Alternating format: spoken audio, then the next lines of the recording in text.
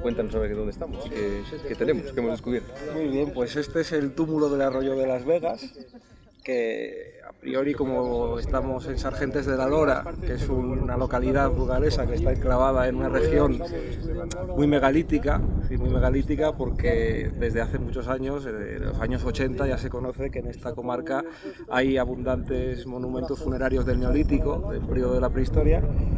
Pues se conocía este túmulo, que es simplemente un amontonamiento de piedras localizado en un lugar del terreno, que posiblemente pues, fuera prehistórico. Entonces este año hemos iniciado una campaña arqueológica financiada por el Ayuntamiento de Sargentes y por la Diputación de Burgos para comprobar si efectivamente este túmulo era un yacimiento prehistórico, era un monumento prehistórico y ver un poco pues, cómo pudo funcionar este yacimiento arqueológico.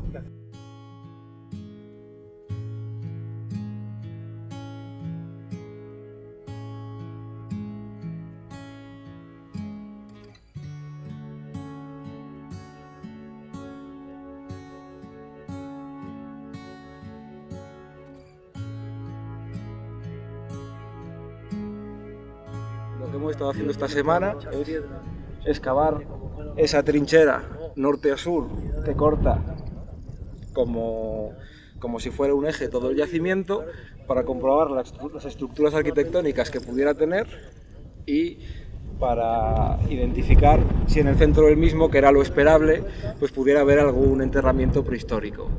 Y en lo que llevamos de campaña, que todavía no hemos terminado, pues hemos identificado que efectivamente de un extremo al otro se documenta toda la estructura arquitectónica. Tenemos a un lado lo que llamamos nosotros un peristalito, que son un conjunto de piedras hincadas en el terreno para sujetar la estructura central, que sería el túmulo propiamente dicho, y luego ese peristalito en principio parece que tendría otra estructura de piedras que estaría sujetándolo desde el exterior, conformando lo que antes de venir a excavar parecía pues un pequeño túmulo de unos 10 metros, pues ahora con lo que hemos identificado en la excavación pues sería una cosa de un poquito más de entidad, pues a lo mejor tendría unos 15 o a lo mejor más metros, todavía no lo sabemos del todo. Y en el medio, que era lo esperable, pues hemos identificado lo que es la zona de enterramiento, porque hemos recuperado ya varios restos humanos. Y por desgracia, pues bueno, como ya se sabe que estos yacimientos son prehistóricos, pues desde siglo XIX, siglo XX, pues hay gente que viene, los rebusca en búsqueda de algún artefacto arqueológico de forma ilegal. Y pues evidentemente aquí hemos encontrado algo parecido. Aquí en algún momento indeterminado, pues a lo mejor hace 200 años, a lo mejor hace 50 años, ha venido gente, ha removido, y nosotros estamos encontrándonos lo que es la zona del entrenamiento bastante removida. Pero bueno, hemos descubierto huesos humanos, bastantes partes de una persona o a lo mejor más personas, eso todavía no lo sabemos, y eso es lo que hemos estado haciendo estos días.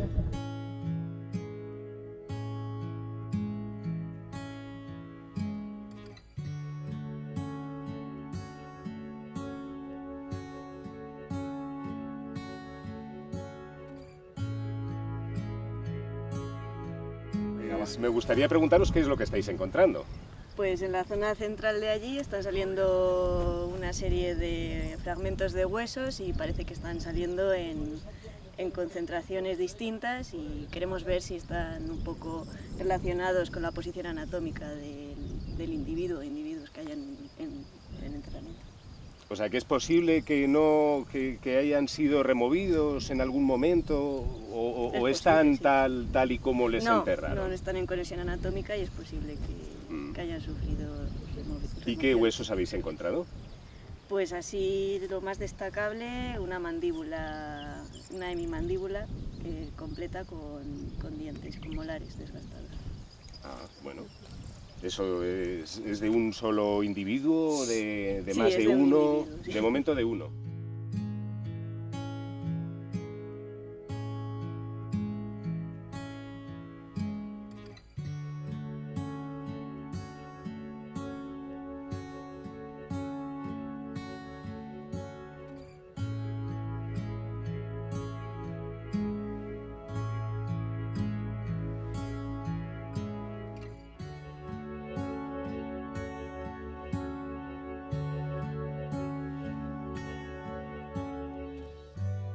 Xavi, pues cuéntanos qué aparecen además de los huesos aquí en este túmulo. Bueno, pues ya, me imagino como os habrán explicado, tenemos lo que sería la estructura, aquí con esta losa que veis además aquí bien hincada. Y tenemos también los huesos que han aparecido allí y una herramienta, un microlito, que sería un trozo de una punta de flecha, de sílex. Y como veis, piedras, sobre todo piedras nos salen.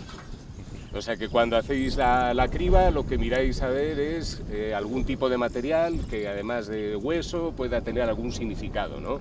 Sí, sí. Cerámica también puede aparecer. Sí, sí, cerámica, restos de hueso que puedan ser pues astillas, huesos pequeños, dientes, la lítica, como hemos dicho, aunque esta no ha aparecido aquí.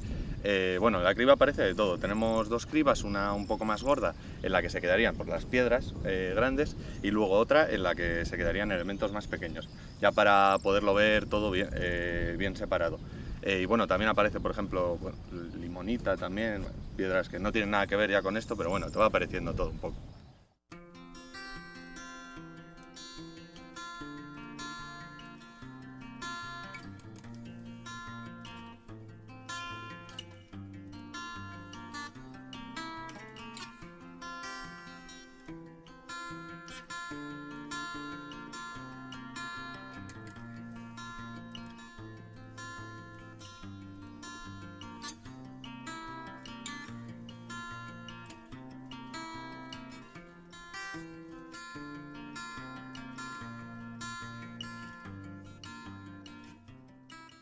Esta que es quizás la semana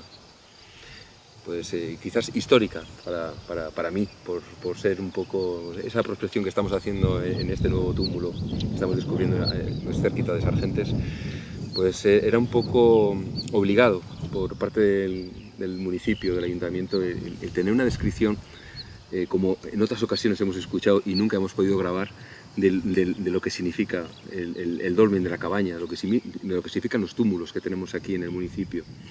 Y tengo conmigo que mejor elenco que Javier Vasconcillos por parte del Geoparque actual, de Miguel Moreno y de Germán Delibes, que nos pueden contar un poco lo que significa, porque lo han vivido, porque están más que enamorados de estas loras, lo que significa el túmulo que tenemos detrás nuestro y lo que estamos descubriendo.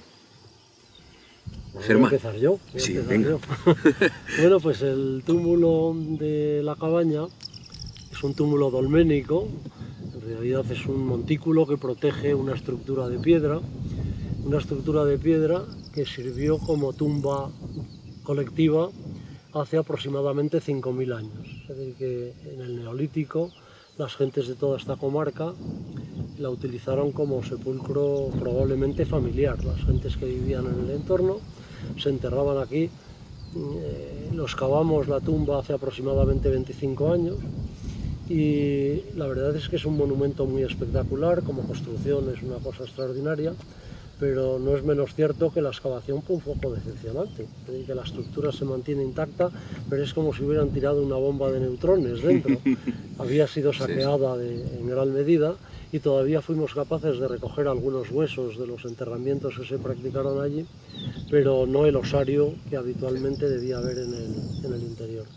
Bueno, antes decía que debe tener aproximadamente unos 5.000 años de antigüedad. Sí, que la construyen las gentes de un momento avanzado de la edad de la piedra, todavía no conocían los metales. Hoy nos llama mucho la atención pensar cómo aquellas gentes que no conocían la rueda, que todavía no utilizaban a las bestias como animales de tracción, cómo fueron capaces de traer estas piedras, que pesan en algunas ocasiones más de 1 tonelada probablemente. Y bueno, pues esa es la ingeniería megalítica. Hubo en Bretaña un individuo que se aplicó a intentar ver cuánta gente hacía falta para arrastrar en las piedras de los dólmenes y llegó a la conclusión de que aproximadamente hacían falta 100 personas por tonelada. Llegó él a la conclusión, hacían falta 30.000 personas para mover, 3.000 personas para mover las 34 toneladas que pesaba una de las cubiertas de la tumba. Bueno, pues eso es lo que debemos pensar, que estas tumbas debieron requerir de un esfuerzo colectivo importante, a lo mejor de más gente de las que se enterraron aquí, debieron recurrir un poco a los vecinos, probablemente harían algún tipo de fiesta, se reunían, convocaban a los de los alrededores, les ayudaban a construirla y eso harían probablemente también con los vecinos. Y bueno, una particularidad de estas tumbas, los megalitos de este tipo los hay en buena parte del oeste de la península ibérica, sobre todo del occidente de la península ibérica, y en buena parte en general de lo que llaman la fachada atlántica europea, y por regla general se caracterizan por tener una cubierta plana, monolítica, un enorme bloque. Los vascos hablan de dólmenes con boina, las tumbas con boina. Bueno, pues las tumbas de esta zona de la meseta no tienen esa gran cubierta, pero es evidente que debían tener una techumbre. Y en alguna tumba, en esta no recuerdo exactamente, pero en alguna de las tumbas sí que aparece un gran hoyo en el centro que probablemente sirve para un poste en el cual se debía apoyar una techumbre de madera que luego debía quedar recubierta por la tierra del túmulo. Porque hoy cuando vemos la tumba nos asomamos desde arriba al espacio interior, pero en época debió estar cerrado, de manera que el único acceso era el extremo del pasillo que conducía al interior de la cama. Sí, sí. Bueno, esto es alguna de las cosas que se pueden contar.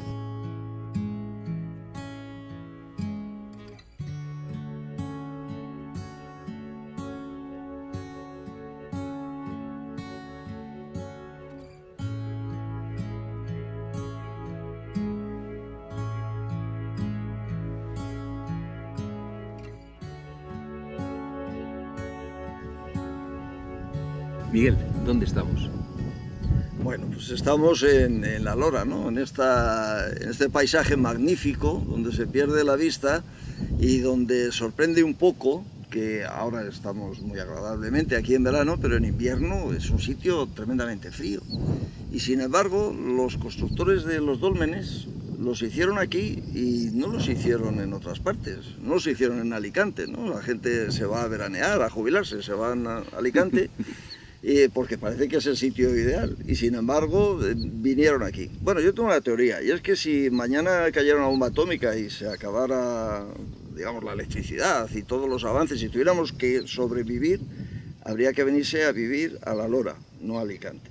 ¿Y por qué? Pues porque seguramente aquella gente del Neolítico, como decía Germán, que andaba por aquí, son los primeros agricultores y son los primeros ganaderos de la prehistoria y después. Es decir, hasta ese momento, ¿qué hacía la gente? Los del Paleolítico, esos que se hablan, aquellos antiguos, de Atapuerca y demás. Pues bueno, pues cazaban lo que podían y cogían por lo que encontraban, ahora avellanas, ahora nueces, según como fuera. Claro, eso obligaba a unos desplazamientos que igual nacían aquí, terminaban detrás de la caza en otro sitio, es decir, ellos no sabían muy bien dónde iban a terminar sus días. Sin embargo, cuando tú ya te pones a cultivar, pues ya descubres que el trigo, hombre, si lo siembras, pues recoges y guardas una parte y otra parte la vuelves a sembrar, ya no te puedes ir, porque si te vas alguien te lo quita. Entonces tú ya te tienes que quedar en el territorio.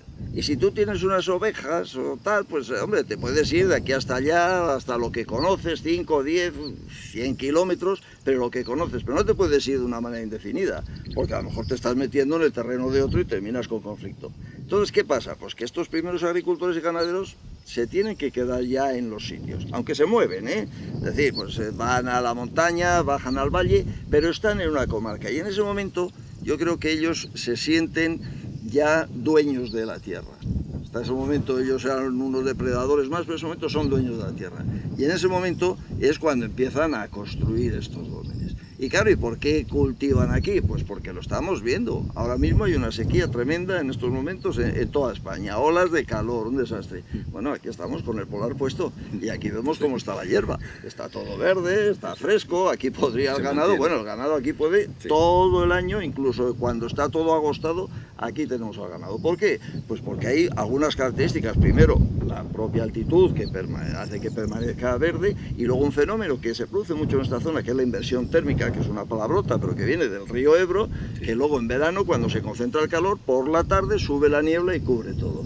Y riega todos los días el césped, este natural, para que las ovejas vuelvan a tener que comer. Pero además es un sitio magnífico para la agricultura. A lo mejor no tenemos los rendimientos más altos de España, ni pero aquí está garantizada la cosecha. Incluso este año. incluso este año. Y que viene muy buena. Se están quejando y dicen, no, es que tenemos 300 kilos en Zamora. Bueno, pues mire usted, aquí se van a coger 3.000. Aquí todos los años se coge. ¿Por qué? Primero, porque la tierra es buena, de hecho la historia ha demostrado, luego la patata de siembra y tantas otras cosas que se han hecho en este territorio, pero además es que hay unos cultivos muy singulares, yo creo que está relacionado con eso, que son las dolinas, que es otra palabrota, las ollas. Es decir, de repente vamos, este es un terreno cástico, es muy llano, pero hay como unos pequeños hundimientos, porque debajo seguramente hay cuevas. Y en esos pequeños hundimientos se producen unas características muy positivas para la agricultura. En primer lugar, porque como es una zona caliza, la tierra que lo rellena es una tierra caliza, las tierras rosas, etcétera. Eso lo explicaría mejor Javier, que para eso es geólogo, pero son unas tierras muy buenas para el cultivo del cereal, en primer lugar. Segundo lugar, como están un poco rehundidas, conservan humedad. Pero además, como hay cueva debajo, no se encharcan. O sea, que ventaja sobre ventaja. Y encima, cuando empieza a soplar el aire, no se agostan, no se secan, con lo cual tú tienes aquí garantizado que en esas pequeñas dolinas, que a veces son minúsculas, pero que siguen metiendo el tractor y la cosechadora, que dice, por Dios, ¿cómo en este sitio tan pequeño? Pues porque saben que ahí el rendimiento está asegurado. Exacto, claro. Me temo que las primeras tierras que se cultivaron en el Neolítico serán las últimas tierras que se cultiven aquí seguramente, y que los últimos terminarán aquí. Al igual acaban en otros sitios, pero aquí esas tierras conviene hacerlas. Entonces, si tienes agricultura y tienes ganadería, estupendo. Vámonos ahora a Alicante. Mira a ver qué rendimiento. No se siembra trigo, cereal, que era lo que vivía esta gente. Y coge ahora el ganado y vete a Alicante. Lo llevas a la playa y oye, que coma, si es una cosa muy tranquila, ¿no? Sí, no. Pues es evidente que tenían que buscar unas características. Y mira, en la lora los encontramos. Hace frío, eso sí, Germán, pero bueno, ¿qué vamos a hacer? Y tú has comentado muchas veces en tu tesis cómo, por regla general, los dólmenes están en zonas especialmente buenas para la agricultura o para el pastoreo.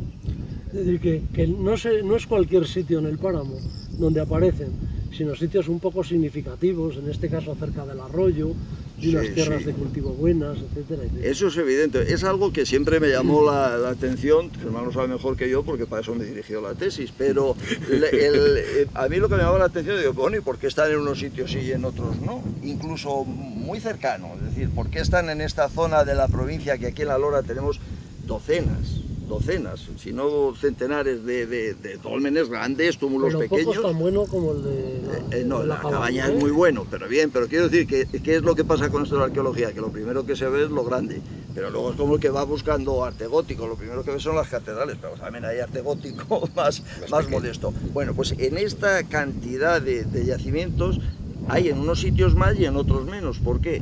Y efectivamente cuando se estudian las características del territorio se ve que hay como acumulaciones y como vacíos, y que eso se corresponde efectivamente con esa singularidad. Pues en este caso tenemos el arroyo del Navazal, que es una maravilla. Bueno, en invierno se encharca, esto son auténticas lagunas, con una cascada, o sea, en Sargentes de la Lora hay una cascada de agua. Claro, eso mucha gente no se lo puede imaginar. Y una vega, que es una delicia, pues para el pasto o para cultivarlo incluso. O sea, están siempre asociados. Sí, es decir, los dólmenes siempre están asociados. A mí me hacía mucha gracia porque decían, no, los dólmenes están en sitios dominantes, están para ser vistos. Digo, hombre, pues yo soy el más tonto de España, no. porque he estado llevo toda mi vida dedicado a buscar los dólmenes y no los termino de encontrar todos. Si estuvieran para ser vistos, ellos mismos enseñarían. Claro. En realidad están en sitios para ver. Es decir, cuando uno se pone en el dolmen y mira alrededor... para ser vistos, porque si no fuera para ser vistos, le hubieran puesto allá abajo, en el barranco. Por supuesto. Le han colocado aquí desde prácticamente toda la cuenca, pero ¿no? Si fuera para ver, lo habrían puesto allá arriba. Entonces, ellos lo ponen en un sitio que es cierto que ellos muestran, ellos no esconden a sus muertos, ellos no hacen un agujero y los esconden, no, ellos construyen una montaña, en la montaña construyen una cueva y en la cueva depositan a sus muertos, pero en un monumento, en un panteón. O sea, esto no es que los escondan. Ellos dicen, este es mi título de propiedad. Aquí está mi abuelo, aquí está mi padre y sobre todo, lo más importante, aquí me voy a enterrar yo, porque claro, es lo su panteón. Y por eso están, pero están en estos sitios desde donde tú tienes este control de la vega, de la fuente, de la tierra de labor. Seguramente hay un simbolismo que se nos escapa, a ver si, bueno, lo dejaremos para las próximas generaciones, pero hay un simbolismo de alguien, aquí se sentaba el abuelo con las ovejas y decía, aquí me tengo que enterrar yo. O a lo mejor resulta que es que aquí terminaba el arco iris, o aquí cayó el rayo, pero hay algún simbolismo asociado a este paisaje hermoso. Javier, y tú que eres uno de los artífices de que las loras hayan sido declaradas Patrimonio Mundial de la UNESCO, yo quiero recordar que vinieron aquí los evaluadores, precisamente al dolmen y estuvieron en Sargentes de la Lora. Así es, y se llevaron una buena... ¿Contribuyeron de alguna manera las visitas a que Sí, por esta zona? Sí, sin duda, sin duda. Sí. Un parque geológico, un geoparque no es un conjunto de lugares de interés geológico. Tiene que ser algo más. Tiene que ofrecer otros elementos distintos a la geología, porque en definitiva se trata de una marca de calidad con la que vender algo.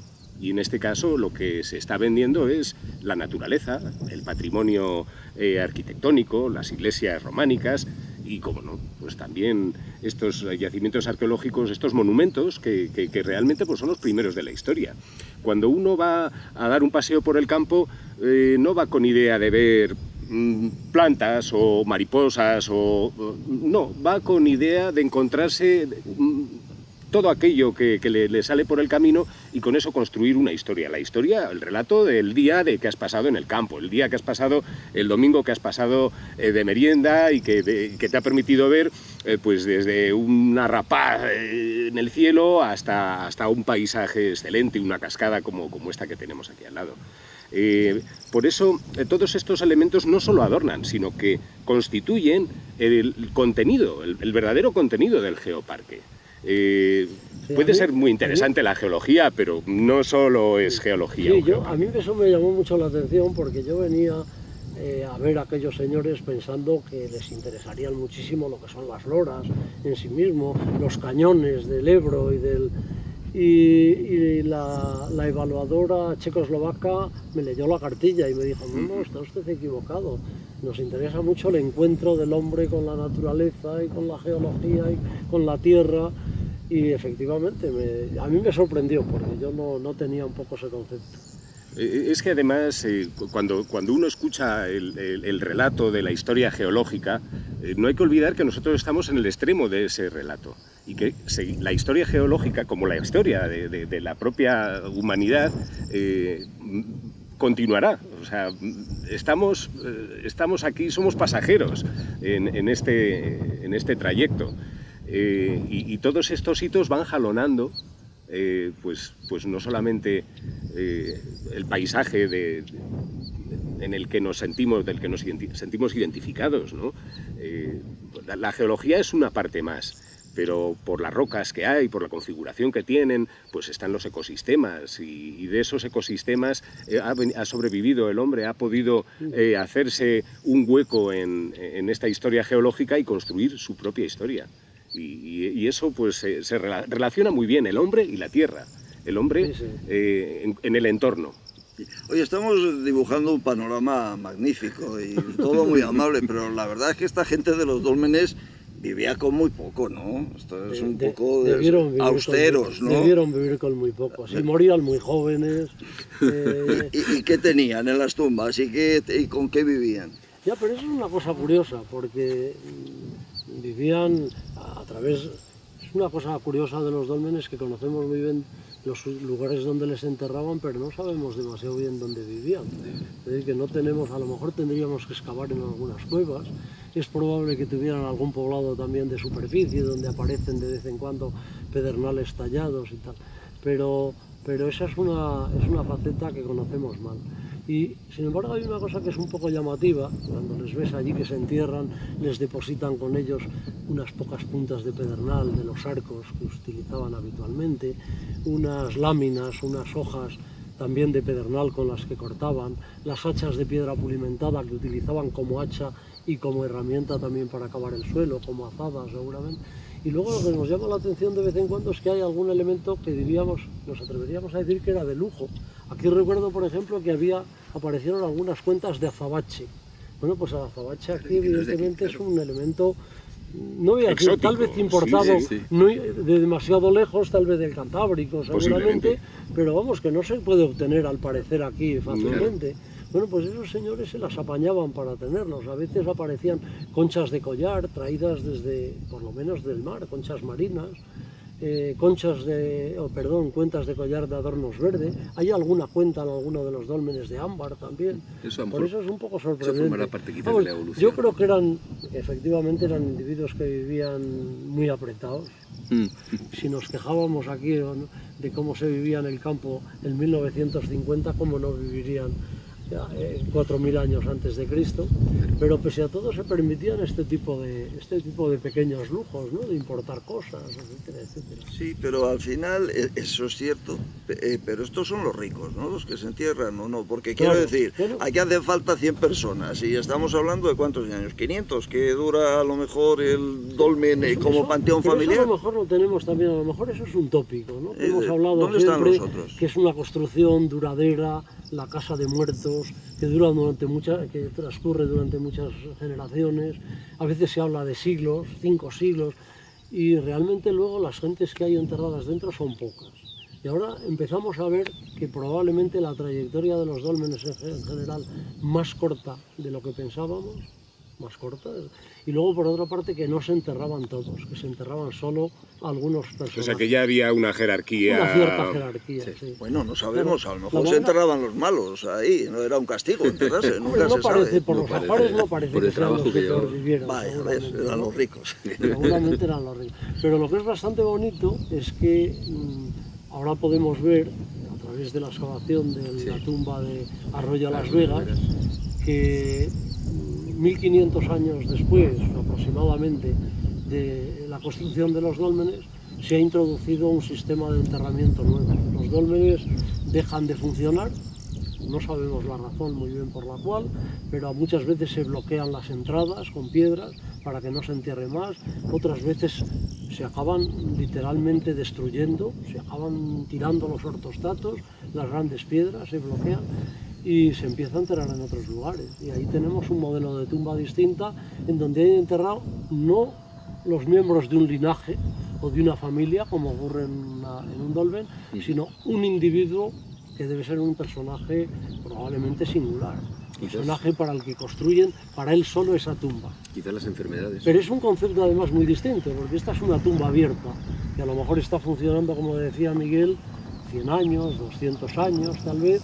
Cada vez que muere un individuo de la familia le traen a enterrar aquí. No, aquel individuo le entierran, le sellan, le tapan y ya no vuelve a haber relación entre los vivos y los muertos. Los osarios de las tumbas, se comenta, es una idea bonita por otra parte, que son un poco la carta de propiedad sobre el territorio circundante de los que viven aquí. Y claro, en una época en la que no había notarios, ¿cuál era la manera de decir que llevaban mucho tiempo ellos y sus antepasados usufructuando el territorio circundante del dolmen? Llamarle al individuo que venía aquí a disputarse, le decía, tú ven al interior de la cámara, allí es una tumba de exhibición, como ha dicho antes Miguel, no se entierran los muertos, se les deposita solo dentro. Claro, un señor entraba en la tumba y veía ahí 50, 60 cráneos y decía, efectivamente, estos no han llegado ayer, estos llevan aquí mucho tiempo. Es decir, que todo es deliberado. Como dicen a veces los antropólogos, estamos utilizando de alguna manera a los muertos de la manera que conviene a los vivos. Si a los vivos les hubiera convenido hacerlo de otra manera, lo hubieran hecho. Pero lo hacen de esta porque les sirven, se sirven de los muertos. Efectivamente. Pero es curioso porque eso no sucede en en los túmulos. O sea, ahí realmente sí que es un enterramiento, un soterramiento. ¿No? Se pierde el contacto de los vivos con el muerto y en el mismo momento, como nos ocurre un poco a nosotros. Nosotros no volvemos a ver los restos prácticamente de los familiares que enterramos. Pero estos señores sí, estos señores tienen una tumba de exhibición. Allí se entraba y se veía el horror que debía ser. Y no son como unos monumentos menores dentro, porque los dólmenes parecen catedrales y lo otro como si fuesen algo más... Claro, pero digo que era muy fácil terminar con el horror, ¿no? Hubiera bastado con hacer un hoyo y enterrarles dentro. Claro, sencillamente, no, es que estaban instrumentalizando a los muertos. Fíjate. Pues nada, yo, daros las gracias. Yo quiero que nos cuente Miguel una última cosa. Sí. El Miguel está estudiando ahora, últimamente, los dólmenes de la Lora en general. Acabamos de decir que tienen una cámara y que tienen un pasillo para acceder. Y una cosa que está viendo Miguel ahora es que es posible que tengan los pasillos una orientación deliberada. Una orientación. Yo no sé si en este de la cabaña...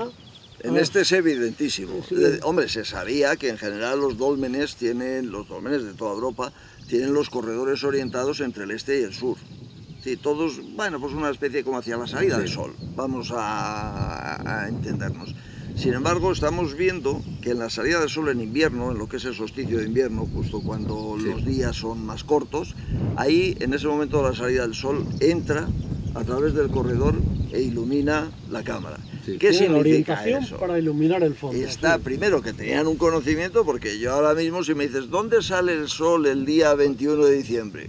Pues te lo puedo decir a ojo, pero me voy a equivocar. Sin embargo, ellos lo hacían con mucha precisión y en segundo lugar yo creo que eso significa que ellos querían ver ese fenómeno. O sea, tú no lo vas a hacer para taparlo, lo haces para verlo. Luego es muy probable que esa exhibición o el rito o lo que sea tuviera que ver con ese momento a lo mejor de abrir y de mostrar y de colocar los cráneos. En esa fecha se celebrara algún tipo de festejo, claro. Que fuera una De fecha todos modos, importante para la comunidad. Podría marcar el inicio del invierno en aquella época, quizás. Más bien el final, ¿no? Más bien el final del 21 de invierno. diciembre. Y es un poco el inicio de la vida. Yo entiendo, es decir, tú ves el sol, tú vives aquí, vives con el sol y hay un momento en que los días son muy cortos y las noches muy largas. Y hay un momento en que ya empiezan a crecer. Ese es nuestro año natural. Claro. Y es fantástico, ¿no? Es decir, que es el primer sol. El primer sol. Es justo el primer sol, es el que entra embocado por la... Y que ilumina las dos piedras. Ilumina las piedras. Quiere decir que conocían muy bien el movimiento del sol. Sí, tenían un calendario, aunque fuera primitivo. Claro. Y luego hay otra enseñanza para los arqueólogos importante, y es que muchas veces hemos dudado si las gentes de los dólmenes de por aquí, en vista de lo duro que debía ser el invierno en estas tierras, si estaban por aquí. Pues como dice Miguel, venían. Sí, seguro que estaban pendientes de la entrada del sol en el solsticio de invierno, y por lo tanto estaban en invierno. No sabemos si estarían abajo, más cerca del río, en esa época, a lo mejor en verano vivían más el páramo, no sabemos, pero desde luego están aquí. Volvían. Pues nada, la verdad que ha sido todo un placer teneros aquí. Yo la verdad que me siento muy orgulloso de la semana que hemos pasado, de todo lo que hemos descubierto y de todo lo que nos habéis enseñado.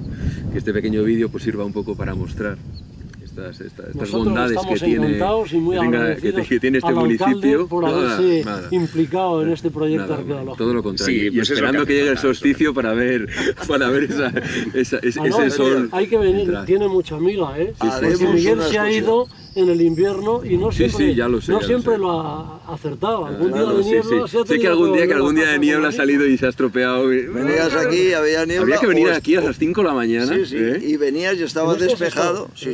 Y en este es donde me ha pasado también de estar despejado y justo cuando iba a salir el sol, venir la niebla, para casa otra vez. Bueno, pero son cosas. ¿Y qué dijiste? Pueblo de Sargente. Pero a la tercera fue la vencida. Un espectáculo. Genial. Pues nada, lo intentaremos ver y hoy muy agradecido por esta breve descripción que hemos hecho de toda la comarca, que sin lugar a duda espero que ahí los televidentes pues nos conozcan todavía un poquito más.